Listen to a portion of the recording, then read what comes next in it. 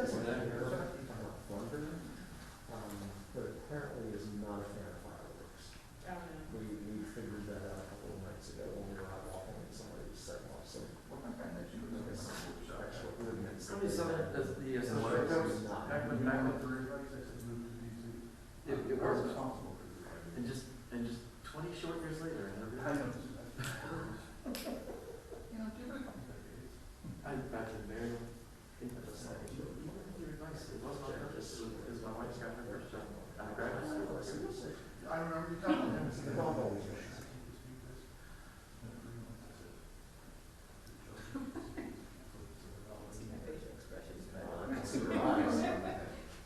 I wouldn't want to be able to, I wouldn't want to be the one that his eyes were. I was like in Augusta, Georgia, and my boss at the time was Robert Carr. Oh, yeah, Kentucky. And he got digital real fast. He went we went full digital first pretty early. And so then it was when I got here, a couple years later, I was able to send pictures from my laptop anywhere in the DMV. And so that was and whoever who was in the sign, they could send me anywhere around the area, and then I could get a picture. Skill I had. Yeah, very That timing was just about right for me.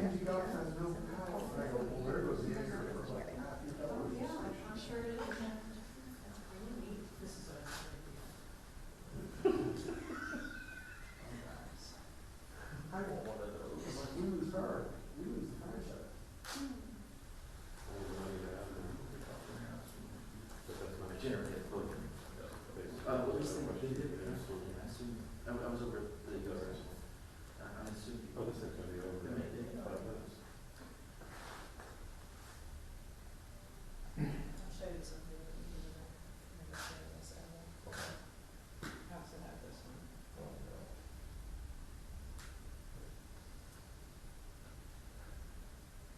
That's amazing.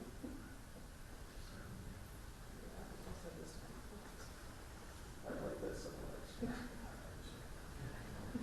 How close are we? Very. I speak to you soon.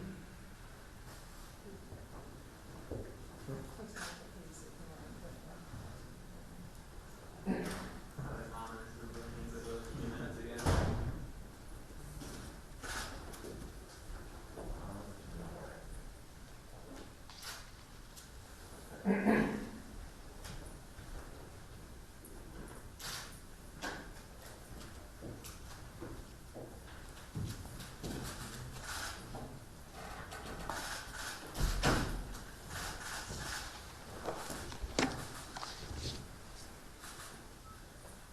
Good evening. 139 days ago, we confirmed the first cases of coronavirus in our state. I immediately declared a state of emergency here in Maryland. The first Marylander to died from the coronavirus 125 days ago. We reached the peak of the pandemic here in Maryland 96 days ago on April 17th. 68 days ago, we were able to lift our stay-at-home order, and 49 days ago, we moved into stage 2 of our safe, effective, and gradual reopening, our Maryland Roadmap to Recovery plan. Our reopening has gone well, and our key positivity metrics continue to remain low and stable. However, other states across the nation and throughout our region have seen troubling spikes in their infection rates. Arizona now has a positivity rate of 24%. Positivity rate in Nevada is 20%. Florida, Idaho, and Alabama have positivity rates at 18%, and the national positivity rate has nearly doubled over the past 6 weeks. Fortunately, thanks to our early and aggressive actions and the vigilance of the people of Maryland, our positivity rate has continued to decline. Our statewide positivity rate is now down to 4.49%, a decline of nearly 83% since it peaked at 26.91% 96 days ago on April 17th. And we have seen dramatic improvements in the positivity rates of most of the most populous jurisdictions in the state. In Anne Arundel County, the positivity rate is now at 4.12%, which is more than an 85% drop from their peak of 28.2% on April 16th. Baltimore County is at 5.72%, down 66% from their high of 16.98% on April 20th.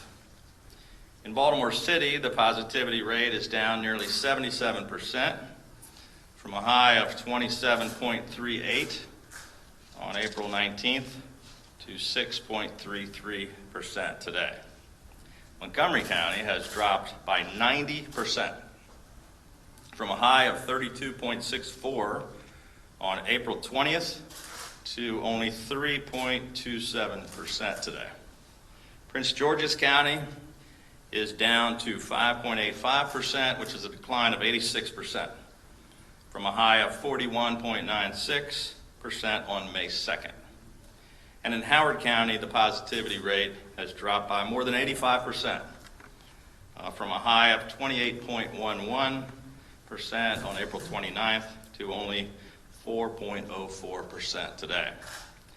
As part of our cautious data and science-driven approach, there are a few concerning trends that we are closely monitoring. As we have stated repeatedly over the past few weeks, we're concerned that the positivity rate among Marylanders under 35 is higher than the positivity rate for Marylanders 35 and older.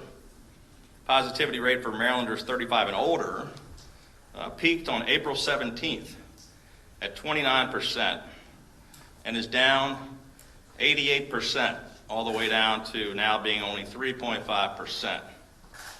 Positivity rate for Marylanders under 35 also peaked quite a while ago on May 5th at 24.4%, and it has also dropped significantly by 73%, but not as fast, and has recently seen a slight uptick in the wrong direction. We hit a low of 6.1% among that age group a little while ago, a few days ago, or last week, I guess, and is now up to 6.57%. And the gap between younger and older Marylanders is as big as it's ever been, that gap between 3.5% and 6.57%. 11,997 Marylanders have been hospitalized for COVID-19 during this pandemic. And we also are concerned that we've seen a slight uptick in COVID hospitalizations in recent days. The total hospitalizations statewide as of today is 505, which is slightly up. But keep in mind that they are still down 70% from their peak of 1,711, which occurred 83 days ago on April 30th. According to the data, some of this slight uptick in hospitalization is also younger patients who fortunately are not as sick as those older, more vulnerable, more serious cases that we were dealing with in the spring, many of whom were coming from nursing homes. And it may be the reason why the number of patients in ICU in Maryland continues to remain very low and stable. In fact, the number of ICU beds currently in use is 137, which is a 78% drop from our peak 73 days ago when we had 611. And thanks to our efforts to increase surge capacity by an additional 6,000 beds, a goal that we exceeded ahead of schedule, we remain prepared and well positioned for any potential future spike. As we've said from the beginning of this repeatedly, as we test more, we should expect to see the gross number of cases increase. Today, we surpassed 1 million tests in Maryland. We're consistently reporting 20,000 or more tests every day. And as of today, 20 of Maryland's 24 jurisdictions have met the goal of testing at least 10% of their populations. Fortunately, as I mentioned, our statewide positivity rate has remained low and stable and is below the 5% goal recommended by the CDC. We are concerned about the shortages and delays in testing that many states across the country are experiencing. And we're concerned that the administration in Washington is now attempting to actually cut federal funding for testing at a time when it is so critically important to our ability to get a handle on and to stop this virus.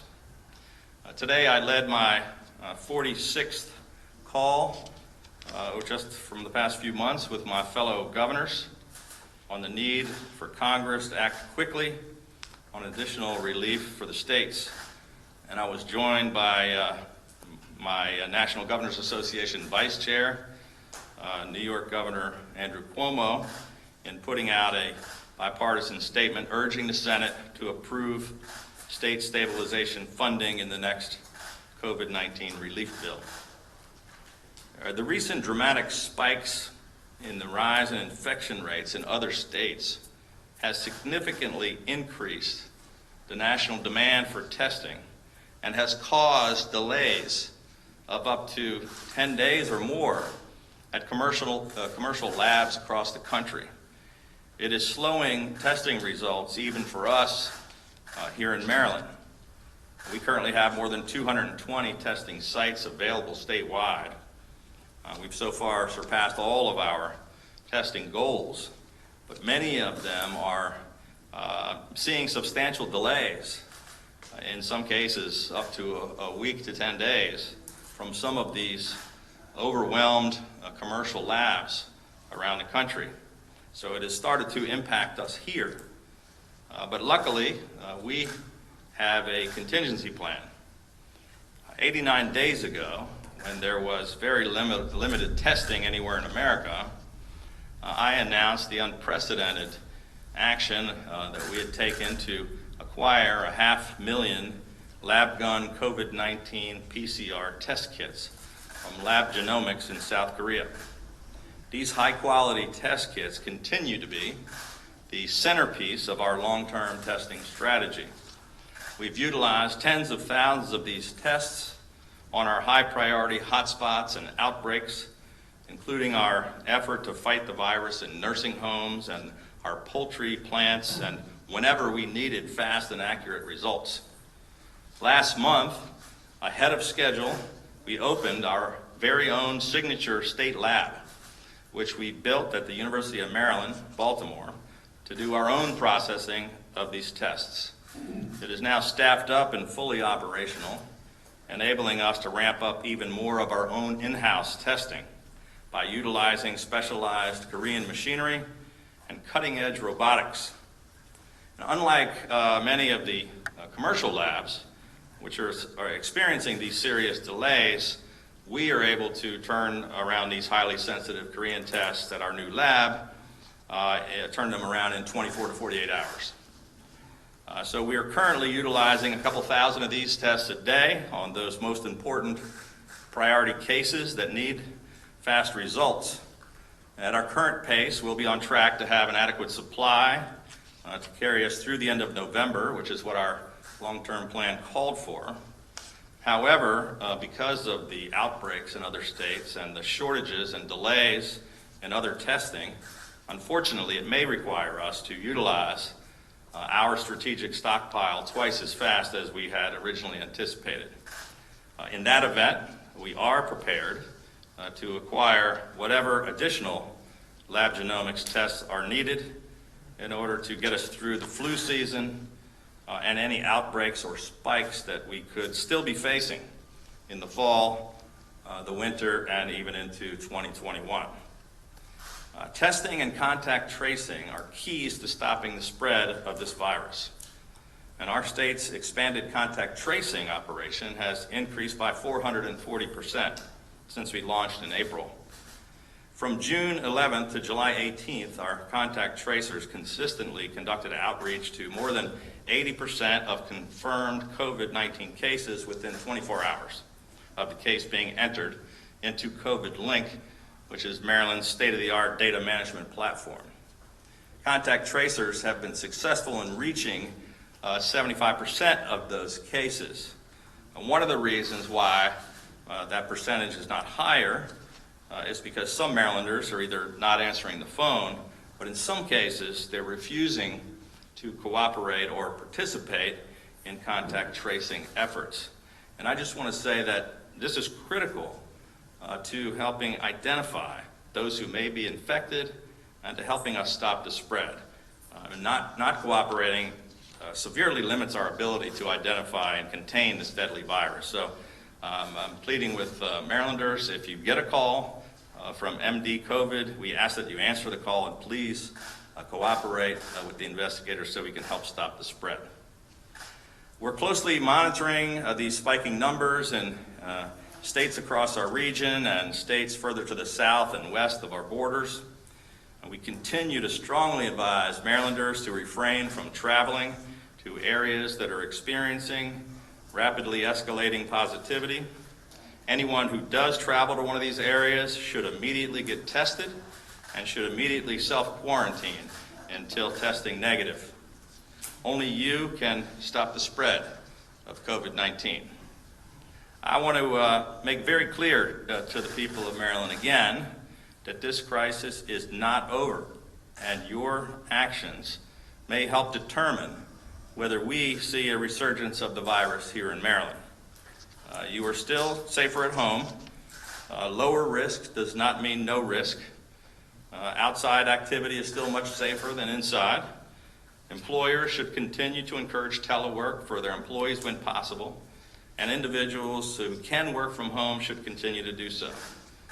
We still are advising that Marylanders should not use public transportation unless it's absolutely necessary. Marylanders should continue to practice social distancing, staying 6 feet apart whenever possible, and all Marylanders, but especially our young people, should be avoiding all large gatherings. Everyone must continue wearing masks in public areas, businesses, and on public transportation. If you do nothing else, this one act alone will help us significantly slow the spread of this virus. Our economy is open, recovering, and doing better than many other states. This morning, we completed another successful bond sale at the Board of Public Works meeting. Incredibly, in the middle of the worst economic crisis in our lifetime, Maryland again received a AAA bond rating from all three rating agencies.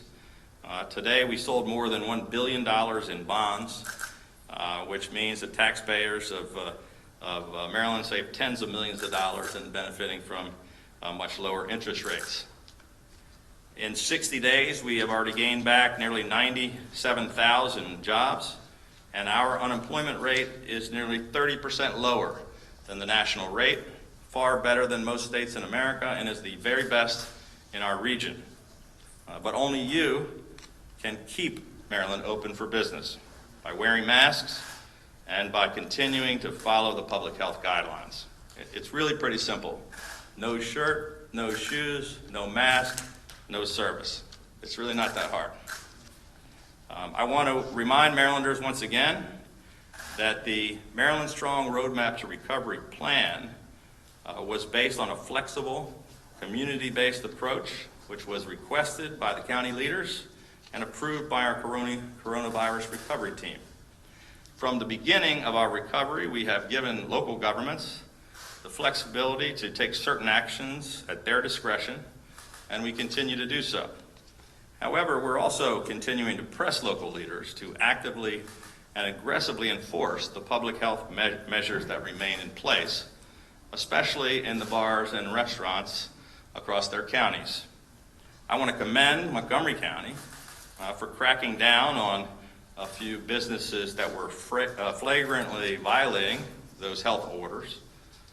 This issue is not a problem with our current regulations that are in place. It's more a matter of the lack of compliance on the part of a few and a lack of enforcement by those who have that responsibility. Bars and restaurants in Maryland have only ever been permitted to open for seated service only, with strict physical distancing and capacity restrictions. Customers must be seated at least 6 feet apart from other guests, and standing in bar areas is strictly prohibited statewide. As we reiterated to county officials last week, it is their sole responsibility to get their local health departments, their local liquor boards and inspectors, and if necessary, their local law enforcement agencies to all work together to ensure that residents and businesses in their individual jurisdictions are complying with those regulations. I want to make it clear that we are monitoring all of these numbers very closely. We continue to be concerned about the possible resurgence of the virus, and we're concerned about what's happening in other places around the country. As we have from the very beginning of this, we are going to follow the advice of our doctors and our public health experts, and we will not hesitate to take statewide actions if and when we deem them to be necessary. But with our health metrics currently stable, we do not intend to suddenly close all of our small businesses and put all of those employees out of work because of a lack of enforcement. And we do not want to crush our economy and punish 95% of the Marylanders and the businesses who are doing the right thing because of a failure to control a small segment of willful violators. On another topic, we're also concerned about the lack of progress by the State Elections Board and the lack of preparations for the upcoming election this November. There's been a lot of misinformation and a lot of partisan politics in recent weeks, and I want to take a moment to set the record straight once and for all. On June 2nd, the state held a primary election that had no early voting, had very few polling places open on Election Day, and had voting by mail. As Comptroller Francho reiterated again today at the Board of Public Works, it was an unmitigated disaster.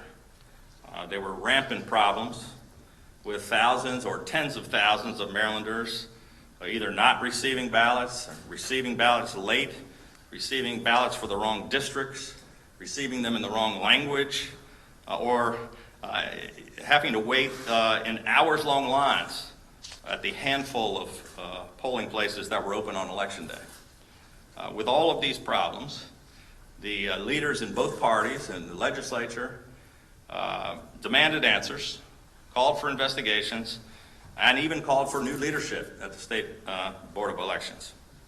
I immediately demanded a full review of what happened after more than a month. State Board of Elections was unable to reach any kind of a consensus or come up with any recommended changes in the law for the November election. Since then, the situation has descended into a typical partisan argument, which I think is the last thing that we need right now. On June 22nd, the CDC put out guidelines for elections that call for giving voters as many options as possible. We're trying to take the politics out of all of this, and we're following the advice of the health experts and existing state law, which was authored by the General Assembly, which requires voting on Election Day, and which requires the polls to be open, which requires early voting. And under existing law, I took it a step further, requiring the state board to immediately mail an absentee ballot application to every single voter in the state to allow this election to be an all-of-the-above election with the most choices possible. And we're encouraging everyone to vote by mail. If you're unable to vote by mail, by state law we have 8 days of early voting, and we're encouraging Marylanders to vote early in order to avoid any possible crowds on Election Day. And on Election Day, as the law requires in Maryland, the polls will be open. We cannot have a repeat of the primary where people were unable to cast their vote. They didn't know that their precincts were closed, where to go. I don't think you can have anything tougher to suppress the vote than not having the polls open, people not knowing where to go, and having 4-hour waits in line, as we did during the primary. As President Obama said just last week, quote, "Everybody should be able to request an absentee ballot," unquote. Unlike in the past, people will not even have to request an application for an absentee ballot here in Maryland. We're mailing one to every single voter and encouraging everyone to exercise their right to vote in the safest way possible. Maryland is one of only 14 states in the entire nation to mail ballots or applications to all registered voters. I will be strongly encouraging Marylanders to vote by mail, and I'm calling on the leaders of both parties to stop all the political nonsense and to join me in encouraging people to vote by, make sure that we get everybody the chance to vote on Election Day, whichever way they choose. Finally today, we want to cover an issue that is very important to so many people, and that's the plans for Maryland's public schools this fall. As I said last week, I think we would all like to see our children get back to school as soon as possible, but only if and when we can do so in a way that keeps our students and our teachers safe. Since putting out their recovery plan for education back in May, Dr. Karen Salmon, the State Superintendent of Schools, and the Maryland State Department of Education has met with county boards of education, local school superintendents, teachers, parents, and other key stakeholders to collaborate on safe and effective recovery plans for our Maryland public schools. Several counties have already submitted and announced their proposed plans. Other jurisdictions are continuing to work to finalize theirs in order to meet the August 14 deadline. And I know that people are anxious to get these final decisions, but it's absolutely critical that rather than rushing, that we get this right for our communities, for our teachers, and especially for each and every one of our children here in Maryland. So at this time, I'm going to turn it over to our superintendent, Dr. Karen Salmon, so that she can provide us an update on the progress.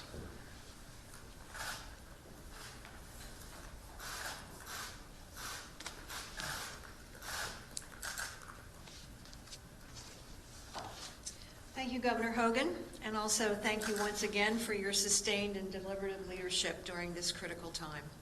Good afternoon. From the beginning, even as we were suddenly closing school buildings to protect our students, teachers, and communities, we've always been working towards the goal of safely reopening. As a lifelong educator, I know that every child is born with an inherent greatness, and that the school learning journey helps children fully realize that potential. What happens in school buildings is an essential part of our children's development on so many levels: academic, social, emotional, and nutritional. These can never be fully replaced by a virtual environment. We want to get our students back to school as soon as possible for in-person instruction, and this should be the driving goal and the basis for all of our decisions. Public health experts, including the American Academy of Pediatrics, agree. However, the imminent safety and health of students and staff must and always be the first priority. In May, through the collaboration with local systems and stakeholders, we released our Maryland's Together, Maryland's Recovery Plan for Education, which follows the state's overall recovery plan and the governor's executive orders. Under our blueprint, local systems have until August 14th, as the governor said, to develop and submit education recovery plans for review by the state board. Today, I want to update Marylanders about the protocols and guidelines we expect to institute going forward. In March, it was a public health imperative for the state to close all schools in an immediate emergency phase addressing the COVID-19 pandemic.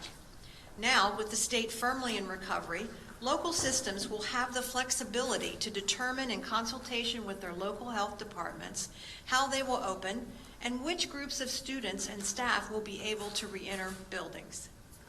Continuing in stage 2 of recovery, just as schools could begin limited in-person summer instruction, schools can choose to reopen for in-person instruction in the fall.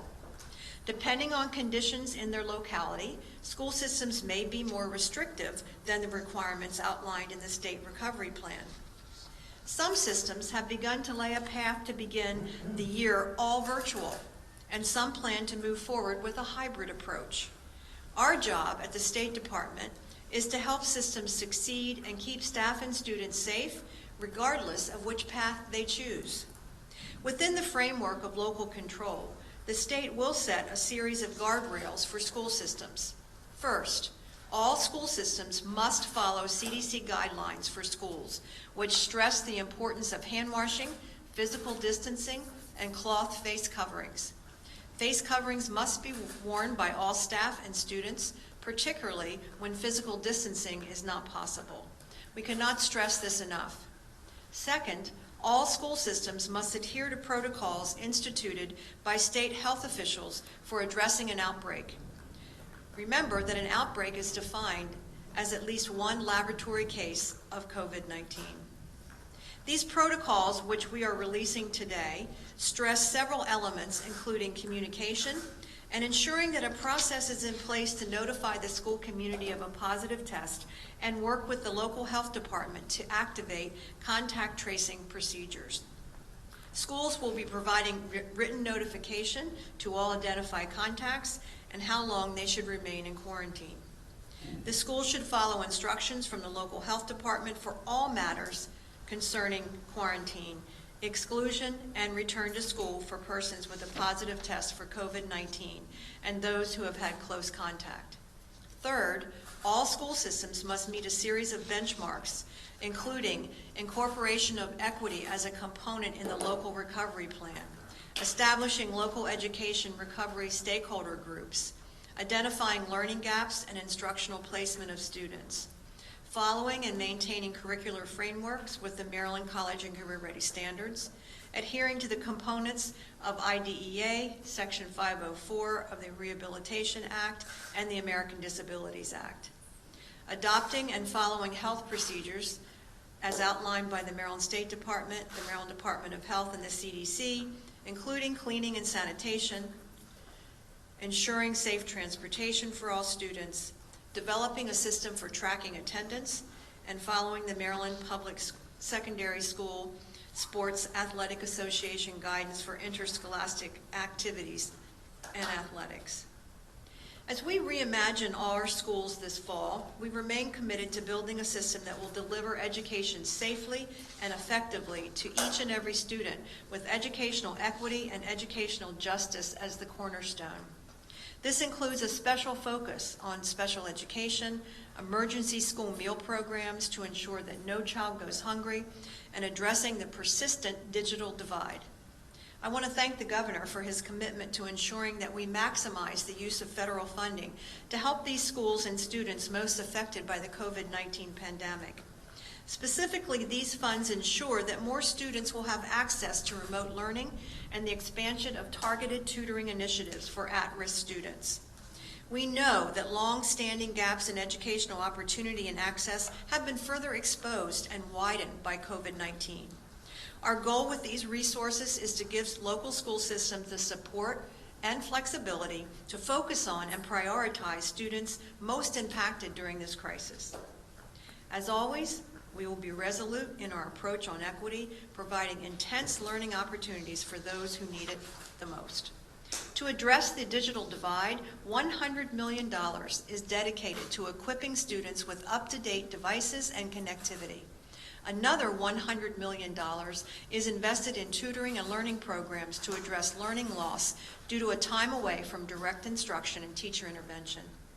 To enhance broadband access for Maryland students, $10 million is allocated to the Governor's Office of Rural Broadband, which will construct a wireless education network in Western Maryland, Southern Maryland, and on the Eastern Shore. In total, the Governor has now committed $20 million in CARES Act funding to expand rural broadband and an additional $5 million for urban broadband.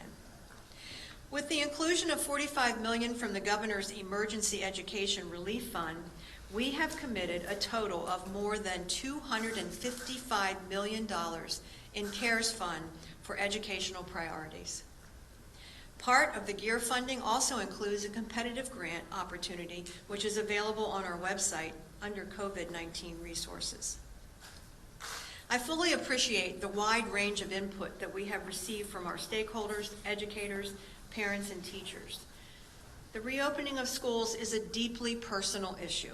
I hear every day from those who passionately demand that schools be fully reopened, as well as those who are adamant in appeals for only virtual learning. In striking a balance and offering local flexibility, we offer an approach that we will hope that will lead to more in-person school time.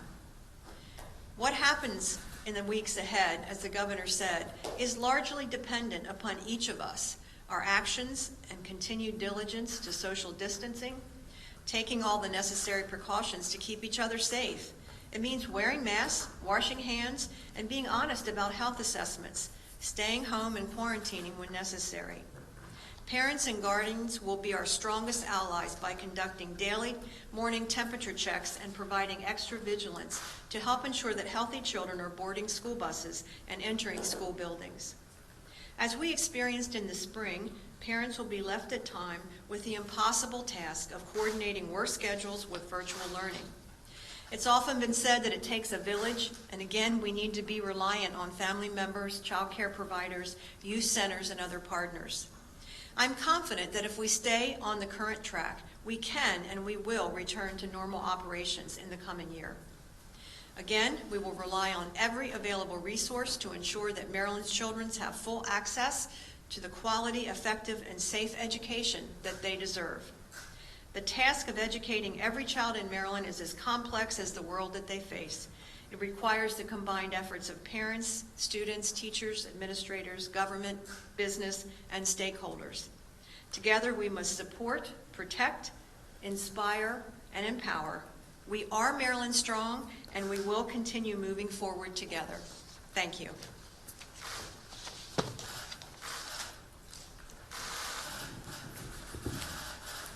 Well, thank you, Dr. Salmon. And I'll just point out, I'm sorry I didn't mention it earlier, but we also have Dr. Fran Phillips, who's our Deputy Secretary, Department of Health, here standing by in case you have some important health questions that I'm not able to answer. She can straighten me out. Thank you for joining us, Fran. Governor, schools and Dr. Salmon, schools has been the hot subject this week. We're hearing from so many parents that are concerned. A number of school districts have gone ahead and committed to an entire semester online. Is that the right approach? I think Dr. Salmon just talked about that at length, but... Well, what do you think? So we have 9 systems that have made the decision so far to go virtual, just so for clarity for others that might not have that information. They include Anne Arundel County, Baltimore City. Actually, Baltimore City is until October the 16th, so not a full semester. Baltimore County, Charles, Hartford, Howard, Montgomery, Prince George's, and Washington. And all the other systems are still in the process of making decisions. Now, a lot of those systems are in the metro area where we do see the higher number of cases. Again, asking my opinion, as I said to you all a few months ago, I was really hopeful that we would get a number of students back in the summer for some in-person learning because I think it's really critical. And we did have some counties that did that, and they had excellent results. And I was so proud of some of our non-public special education schools who also opened, followed all the guidelines, and brought some of our most needy students back that have incredible issues. And I was very happy about that.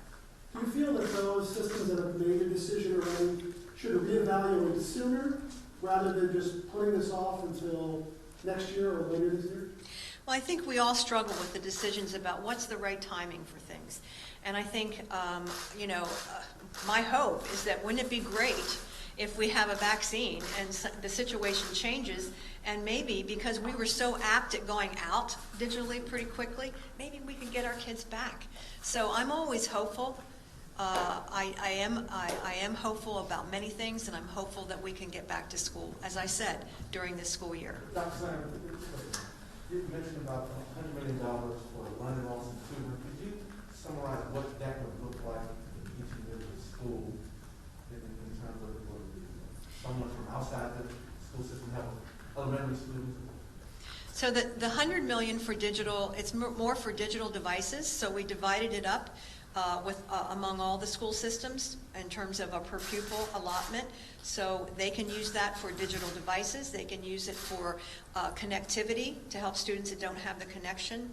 The $100 million for tutoring was for those students that are furthest behind, and that means hiring extra people to work more one-on-one with students to bring them back to where they need to be.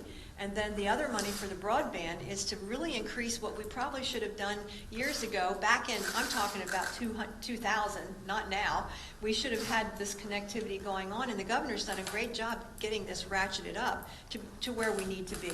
So with this broadband increasing in those areas where it's really difficult to connect, I think we'll see a better result, and learning will be different than it was this spring. In any place that's virtual, it'll be more robust, it'll be more synchronous, meaning all the time with the teacher as opposed to not all the time with the teacher, and it will look much different than it did before. We were spending most of this summer doing professional development with teachers on how to teach virtually. We've had great enrollment across the state, and so I'm anticipating that we'll see a very different system as we go forward. Governor Hogan, would you consider a statewide mask requirement in all indoor public places like other jurisdictions have done, and for people to have a requirement to carry around a mask in case they run into a circumstance where social distancing is impossible? Yeah, so we were one of the first states in the country to impose mask orders across the state, and we have that in certain retail locations. We don't have it everywhere, but we'll take whatever steps, as I mentioned, we believe are necessary to protect the public health. At this point in time, as I said, all of our key metrics that we're watching are either declining or flat, and we don't believe we need to take any additional steps. But as you know, I was one of the first to take a lot of actions. We were the first in the country to close the schools. We were one of the first to declare a state of emergency, one of the first to put a stay-at-home order. And if we feel, just like we did on the way down, if we start to see the spike up again, I won't hesitate to take actions that are necessary. But we don't believe right today, as we sit here, based on the facts and the data, that that's necessary. Thank you, Governor. I'd like to ask you something about something you said at the White House yesterday. In response, actually, his opening statements, the president said, quote, "The governors are working very, very hard, and we're supporting them 100%. Everything they need, they get. They have tremendous supplies, just about anything they need." Governor, is that true? Are you getting everything you need? Well, look, I know the president and I have sometimes disagreed, and that's one thing that I've been very clear about disagreeing. And look, I hesitate to be overly critical in the middle of a pandemic when we're all trying to work together at the federal, state, and local level, but it's obviously not the case. We had a call today with, I believe, 48 governors from across America. There are still things that we really need.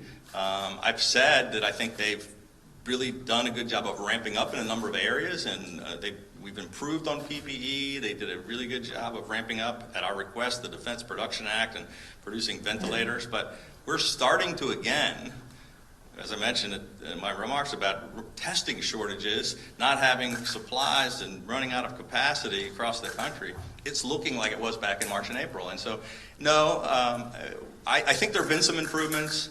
The federal government is trying to help. They've done some great things with the CARES Act funding that we talked about to help the schools and other things, help some of our unemployed and our small businesses, but we don't have all the things we need. Every governor still needs a lot of other things that we're still fighting for. And Governor, if I could follow, the reason I asked is because, as you know, we're now on our second day of negotiations on the Hill on the next stimulus, either passing with the NGA or as the governor of Maryland. How involved are you in making sure that the state's needs are going to be addressed in whatever comes out of this? Well, we've been working on this since March, and I mentioned earlier that Governor Cuomo, who's my vice chairman, he and I both put out a joint statement again today. We talked with all the governors. This was the governor's only call, not one of the White House calls, and I can tell that we had an update on what was going on in the Hill. They just got back from their 4th of July recess. They're going to go on recess again in August, so we have this short window of just a couple of weeks for them to get something done. We're still hopeful. We've been pushing the White House, the Secretary Mnuchin, the Vice President, the President. We've been pushing, McConnell. There's a rift between Republicans and Democrats, and it's very frustrating. It's one of the things I've talked about a lot is this divisiveness and dysfunction on Capitol Hill. But, we really have to get something done. And there's really not much disagreement among governors. You have one or two maybe, but almost all of them believe we need help, additional help for the states. We've already, 1.6 million state and local government workers already lost their jobs. We're trying to provide more services to more people who really need them with a lot less revenue, and we're on the front lines. And so to cut money for testing, to say we're not going to provide additional help for the states, it can be devastating. And I think it's the last thing we need. And I guess the short answer is we're still hopeful, but frustrated. And we're expressing, we're still working with all the parties on every side of this, and there are multiple factions trying to get something done. But we're not in control of it. Obviously, we're sort of on the sidelines pushing all we can, but we don't make the final decision. That's going to be up to the folks in Congress. Governor, in Delaware, they have imposed some restrictions, shutting down service at bars on beaches, and some business owners are saying that that's driving visitors to Ocean City. Is there any cause for alarm in that regard, and is there any chance of taking some similar type of action? Well, we've been in touch with the folks in Ocean City. I've talked with the mayor of Ocean City a number of times. We've took the folks in Worcester County. We are concerned. Worcester County has an uptick in infection rates. It's a small town until the summer when all these people come in. Again, we did not open bars the way Delaware did and the way most other states did, where they were fully open with hundreds of people jammed in. That was against our regulations. You're only allowed seated, distanced, capacity restricted. Some people were violating those rules, and we had discussions with the mayor of Ocean City, who did bring together his liquor board, liquor inspectors, his health department folks, and his city police and the county sheriffs to try to enforce that. We've had great compliance from some of our business owners who, as soon as someone tested positive, they voluntarily closed their businesses to keep their employees and their customers safe. But we had some concerns about some people not following the rules. Delaware closed their bars because they were open. Ours are really not supposed to be, and we're keeping a close eye on it. We are concerned about that. It's obviously secondary to schools, but with some districts having sort of different approaches of when to open or whether, high school sports, youth sports, any sense of like what that'll look like? Well, it's a good question, and maybe Dr. Salmon will weigh in. But yeah, the county boards of education have always had this independent authority. The state, set some parameters so that people were not wanting us to interfere with those local decisions. County governments have always had their individual authorities to make decisions that are more restrictive than what we've done, not less restrictive. They can't ignore state law. So, but our plans always incorporated the flexibility of local governments. I know youth sports is something, and people are also frustrated about. I don't know, Karen, is anything you want to add on? She probably has more up to date on that than I am. I don't know, Governor, you continue to answer a friend of my questions pretty well, so. Well, I'm sure you'll get it. Yeah, but the governor is totally correct, and, we have our association, and in our Maryland Recovery Plan, we do have a section on athletics and sports that school systems can put into their recovery plans. There were some things that, we were able to do virtually, and interestingly enough, you can do some activities virtually with students, and, again, we want to try to engage our students in any way that we can safely coming up. Governor, regarding the metrics that you're looking at, a number of local health officials have expressed concern about the rate of transmission, which is now above 1, in some cases above 1.2. New York recently added Maryland to the list of states where residents must self-quarantine before coming into New York. They're obviously looking at the number of cases per 100,000. Neither of these metrics were mentioned by you. Are these less concerning to you, or how do they fit into the overall view of how the We've just recently had some discussions with our coronavirus recovery team with some of our doctors who've Recently, we've been taking a look at some of those things, and we're watching them very closely. I think New York made a mistake. I mean, I think they were looking at mostly cases. I'm not sure. Our positivity rate, as I said, dropping, which is the most important thing. And our plan says for us to look at that and hospitalizations and rate of deaths. It doesn't envision the things that you just mentioned. New York, I guess that's different metrics that they're looking at. It's not something that's part of the CDC guidelines. It's not something that's part of our plan here in Maryland. And since we've been trending in a great direction for 96 straight days or whatever, the numbers I gave earlier, I don't know what that was about. Last question. Tom? Dr. Phillips? Yeah, good. We're going to get Fran out. We left you out almost. I'll stay on that Thank subject. you.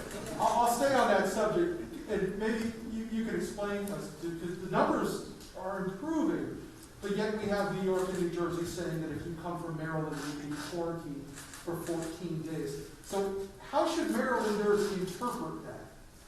So as the governor said, I think some of the metrics that they're using are not the ones that are standard, and some of those are not stable metrics. They are not ones that are replicated. So with that said, what I would say to Marylanders is think about where you go. Think about the risk, and I'm not just talking about out-of-state travel. I'm talking about what we do every day. And I guess that's the takeaway right now.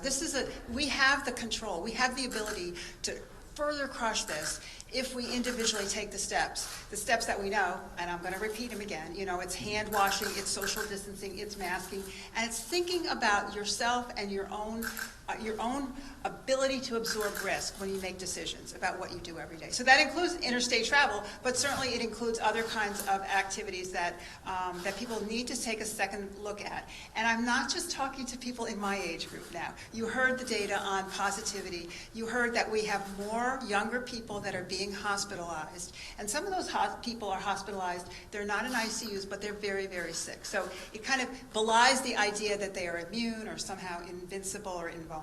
So it's decisions we make every day. Really important. Thank you, everyone. Thank Have you. a good evening. Thank you.